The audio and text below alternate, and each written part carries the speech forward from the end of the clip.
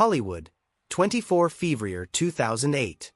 Sur la scène du Kodak Théâtre, une silhouette gracile avance, presque hésitante, sous un tonnerre d'applaudissements. Dans sa robe blanche, Marion Cotillard semble flotter. Elle serre contre elle la statuette dorée. Sa voix tremble, il y a des anges dans cette ville.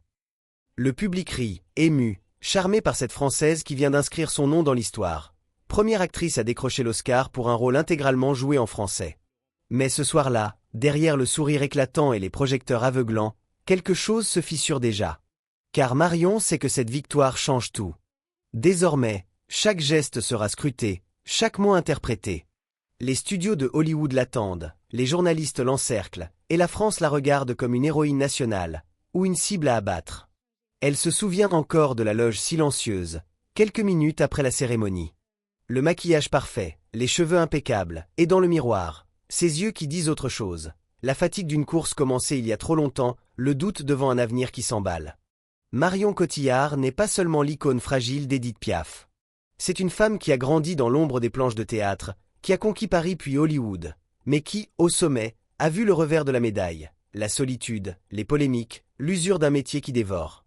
Ce soir, nous allons entr'ouvrir la porte. Derrière l'éclat des tapis rouges et les sourires figés, nous irons chercher la vérité d'une artiste qui n'a jamais cessé de se réinventer, tout en payant le prix de sa liberté. Marion Cotillard naît le 30 septembre 1975 à Paris, mais c'est dans la douceur un peu provinciale d'Orléans qu'elle grandit. Une ville paisible, loin des caméras et du vacarme des plateaux, mais où chaque rue, chaque coin de théâtre amateur résonne pour elle comme un terrain de jeu. Car Marion est l'enfant de deux comédiens, Jean-Claude Cotillard, metteur en scène et professeur d'art dramatique, et Nizé Mateo, actrice au regard intense et aux gestes précis. Dans leur maison, on ne parle pas de métier mais de passion. Les repas de famille sont ponctués de discussions sur Molière, sur la respiration d'un vers, sur la façon d'habiter un personnage. Entre les murs, il y a toujours un texte ouvert, une affiche de théâtre, ou l'odeur des costumes rangés dans une malle. Petite, Marion ne joue pas à la poupée, elle joue à être quelqu'un d'autre. Elle observe son père travailler ses mises en scène, sa mère répéter devant le miroir. Elle absorbe tout, silencieusement. À 6 ans, elle monte pour la première fois sur scène, dans une pièce que dirige son père. Les applaudissements sont timides, mais pour elle, ils sonnent comme un appel. Elle sait déjà qu'elle veut vivre là, entre les ombres des coulisses et la lumière crue des projecteurs. Mais grandir dans une famille d'artistes, c'est aussi voir l'envers du décor très tôt. Les cachets irréguliers, l'attente angoissante d'un rôle, la fatigue après des tournées mal payées. Marion apprend que le théâtre, c'est de la sueur autant que du rêve. Ses parents lui transmettent une leçon essentielle. Le succès ne se mendie pas, il se gagne, et il se perd aussi vite qu'il est venu. À l'adolescence, Marion se forge une carapace. À l'école, elle est discrète, parfois dans la lune. On la trouve mystérieuse, un peu distante. Mais ceux qui la connaissent savent, elle est hypersensible, d'une grande capacité d'observation. Elle capte les détails que les autres ignorent, un tremblement dans la voix, un geste nerveux, un sourire forcé comme si déjà, elle stockait une bibliothèque de sensations pour les rôles à venir. Elle entre au Conservatoire d'art dramatique d'Orléans. L'apprentissage est exigeant, diction, respiration, maîtrise du corps. Marion s'y révèle travailleuse acharnée, perfectionniste au point d'agacer ses camarades. Elle peut répéter la même scène des dizaines de fois, traquant la nuance juste. Mais derrière cette rigueur, il y a une peur qu'elle ne dit pas, celle de ne pas être à la hauteur de l'héritage familial, de décevoir. Les premiers pas devant la caméra arrivent presque par hasard. Au début des années 90, elle décroche de petits rôles à la télévision, notamment dans la série Highlander. On la voit quelques minutes, le temps d'un sourire, d'une réplique. Puis plus rien. Elle découvre la frustration de l'attente, l'impression d'être invisible. Beaucoup à ce stade auraient renoncé, cherché un vrai métier. Mais Marion persiste. Elle sait que pour durer, il faut accepter l'ombre avant la lumière. Chaque petit rôle est pour elle une pierre posée sur un chemin qu'elle construit patiemment. Elle observe les techniciens, les réalisateurs, apprend comment la caméra capte les émotions. Déjà, elle développe cette capacité rare à habiter un personnage tout en restant consciente de l'œil qui la filme. Ce mélange de discipline apprise sur scène et de sensibilité nourrie dans l'ombre deviendra sa signature. Et c'est lui qui, quelques années plus tard, lui permettra de franchir les frontières de son pays natal, pour entrer dans la cour des plus grands. Le tournant se produit en 1998. Après des années de petits rôles, Marion décroche celui de Lily Bertino dans Taxi, réalisé par Gérard Pires et produit par Luc Besson. Le film est un triomphe populaire. Du jour au lendemain, son visage s'affiche partout. Les adolescents la reconnaissent dans la rue, les magazines l'appellent la nouvelle chouchoute du cinéma français. Mais derrière cette popularité soudaine, Marion ressent une inquiétude. Ce rôle la cantonne à l'image de petite amie du héros, jolie, souriante, mais sans réelle complexité. Elle le sait, si elle reste là trop longtemps, cette étiquette lui collera à la peau. Elle accepte encore Taxi 2, puis Taxi 3, par fidélité et pragmatisme, mais en parallèle, elle cherche ailleurs. En 2004, la chance frappe. Jean-Pierre Jeunet la choisit pour un long dimanche de fiancailles. Dans ce drame poétique sur fond de Première Guerre mondiale, Marion joue Tina Lombardi, une veuve sombre et déterminée, bien loin de la douceur de Lily. Sa performance lui vaut le César de la meilleure actrice dans un second rôle. La critique découvre enfin une facette plus grave, plus intense. Olivier Dahan prépare La Môme, un biopic sur Édith Piaf, et il veut Marion. Le rôle est un Everest, incarner une icône nationale, avec ses blessures, ses excès, sa voix, sa gestuelle, et traverser 50 ans de vie en 2 heures de film. Beaucoup jugent le pari insensé. Marion s'y plonge corps et âme. Elle perd du poids, travaille la voix jusqu'à l'épuisement, observe des heures d'archives, apprend à marcher voûtée comme Piaf, à respirer comme elle. Pendant le tournage, elle vit quasiment en recluse, habitée par le personnage au point d'en oublier qui elle est. Les techniciens racontent qu'entre les prises, elle restait courbée, la tête basse, comme si Piaf refusait de la quitter. La sortie, en 2007, est un choc. Le film bouleverse la France, puis le monde. Les prix s'accumulent, César, BAFTA, Golden Globe, et enfin, l'Oscar. Le rêve de tout acteur. Sur scène, Marion est submergée. Mais dans son fort intérieur, un doute grandit. Que faire après avoir atteint le sommet? Comment ne pas redescendre trop vite? Hollywood ouvre ses portes. Michael Mann l'engage dans Public Enemy avec Johnny Depp. Christopher Nolan la dirige dans Inception, puis dans The Dark Knight Rises. Brad Pitt partage l'affiche avec elle dans The Light. Les tournages s'enchaînent, les tapis rouges aussi. Et pourtant, plus les studios lui font les yeux doux, plus Marion sent la pression. Aux États-Unis, elle est l'exotique française, à la fois admirée et exotisée. En France, certains lui reprochent de trop tourner à l'étranger, de s'américaniser. Entre 2 continents, elle commence à ressentir une fatigue étrange, celle de toujours devoir prouver qu'elle mérite sa place, ici comme ailleurs. Le public voit une carrière fulgurante. Elle commence à comprendre que chaque pas vers la lumière projette une ombre plus longue derrière soi. Le public aime les contes de fées. Une actrice française qui conquiert Hollywood et revient triomphante avec un Oscar. Comment ne pas y voir une success story pure? Mais la réalité, pour Marion Cotillard, est plus complexe. Après La Môme, tout s'accélère. Les tournages s'enchaînent aux 4 coins du monde. Elle passe plus de temps dans les hôtels et les avions que chez elle. Les plateaux de cinéma deviennent ses seules maisons temporaires. À Los Angeles, on la célèbre comme l'incarnation du chic français.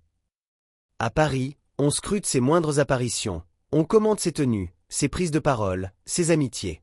En 2008, quelques extraits d'interviews données avant sa gloire ressurgissent. On l'entend exprimer des doutes sur la version officielle des attentats du 11 septembre et sur l'alunissage d'Apollo 11. En quelques heures, les médias américains la peignent comme une théoricienne du complot. L'ouragan médiatique est brutal. Marion, qui n'a jamais aimé la confrontation, se retrouve contrainte de s'expliquer, de se défendre. Elle réalise qu'au sommet, la moindre phrase peut se retourner contre vous.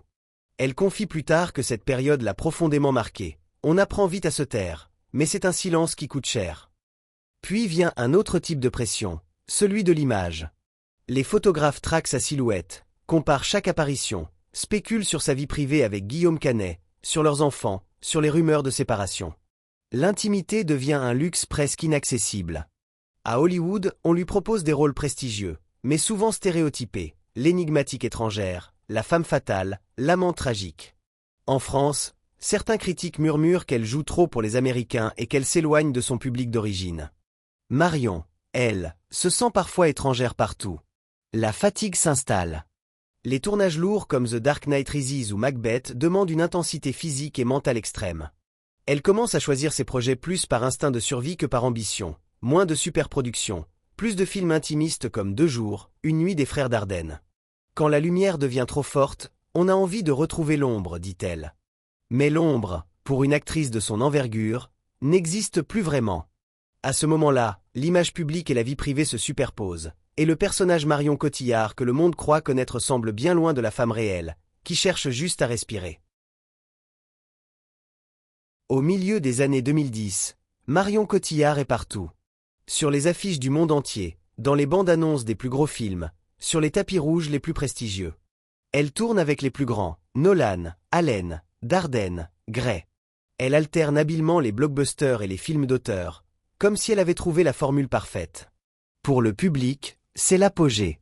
Pour elle, c'est un équilibre fragile, prêt à se rompre. Car derrière les sourires millimétrés et les interviews polies, Marion vit à un rythme effréné. Les nuits sont courtes, les fuseaux horaires s'enchaînent. Parfois, elle termine un tournage à New York pour enchaîner le lendemain avec une avant-première à Tokyo. Le corps encaisse, mais l'esprit s'use. L'année 2016 symbolise à la fois l'apogée et la fracture. Elide, avec Brad Pitt, sort dans une ambiance électrique. La presse à scandale invente une liaison entre les deux acteurs, en plein divorce médiatisé de Pitt avec Angelina Jolie. Les tabloïds s'emballent. Marion, enceinte de son 2e enfant avec Guillaume Canet, devient malgré elle un personnage d'un drame people mondial. Elle dément, tente de se protéger, mais le vacarme est assourdissant. Le cinéma, jusque-là refuge, devient aussi un terrain de suspicion. Chaque apparition publique est disséquée, sa robe, ses regards, ses silences. Même ses choix artistiques sont interprétés à travers le prisme de sa vie privée. Elle découvre qu'à un certain niveau de notoriété, on ne vous laisse plus juste jouer.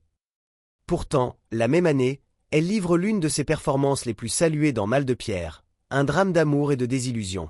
Comme souvent, Marion puise dans ses failles pour incarner la fragilité de ses personnages. Mais ce mélange est dangereux, la frontière entre rôle et vie personnelle se brouille. Elle l'avoue, parfois, je ramène à la maison des émotions qui ne m'appartiennent pas. La séparation avec Guillaume Canet en 2023 marque un point de bascule.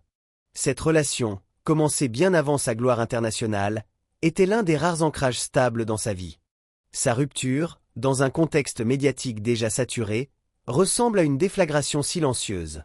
Marion choisit de ne pas livrer de détails, mais ses apparitions publiques se font plus rares, plus mesurées. Le climax de sa carrière n'est pas seulement un sommet artistique, c'est aussi une zone de turbulence extrême. Elle est au plus haut de son art, mais au prix d'une exposition qui a érodé une partie de son intimité, de sa liberté, et peut-être, de sa confiance envers le monde extérieur. C'est à ce moment précis, quand la lumière est la plus forte, que Marion comprend qu'il faut se retirer un peu, avant de se brûler. Aujourd'hui, Marion Cotillard est plus qu'une actrice, elle est une référence. Référence pour avoir brisé une barrière symbolique en devenant la première Française à recevoir un Oscar pour un rôle en français. Référence pour avoir navigué entre le cinéma d'auteur et les superproductions sans jamais se fondre dans un moule. Référence, aussi, pour avoir défendu des causes, l'environnement, la justice sociale, même quand cela la plaçait dans des zones de controverse. Pourtant, son héritage ne se mesure pas seulement en prix ou en rôle marquant. Il se trouve aussi dans sa capacité à rester fidèle à elle-même, à dire non à ce qui ne lui ressemble pas, à disparaître quand la lumière devient trop forte. Dans un milieu où l'on vous apprend à toujours être visible, Marion a choisi l'art du retrait. Elle a ouvert la voie à d'autres acteurs français qui rêvent de conquérir Hollywood tout en restant ancrés dans leur culture. Elle a prouvé qu'on peut jouer la carte internationale sans renoncer à ses racines, mais aussi qu'il faut savoir en payer le prix. Dans ses rares interviews récentes, elle parle moins de carrière que de quête personnelle. Trouver l'équilibre, préserver l'essentiel, ne pas se perdre dans le rôle qu'on joue pour les autres. Ces mots résonnent comme une leçon à la fois simple et cruelle. La gloire n'est pas une maison. C'est une lumière qui bouge. Il faut apprendre à marcher à l'ombre. Marion Cotillard restera, pour beaucoup, la voix et le visage d'Édith Piaf. Mais pour ceux qui regardent au-delà de l'écran, elle est aussi une femme qui a appris, parfois dans la douleur, à ne pas laisser son personnage dévorer la personne. Et c'est peut-être là, dans cet espace fragile entre l'icône et l'être humain, que se trouve le véritable héritage de Marion Cotillard.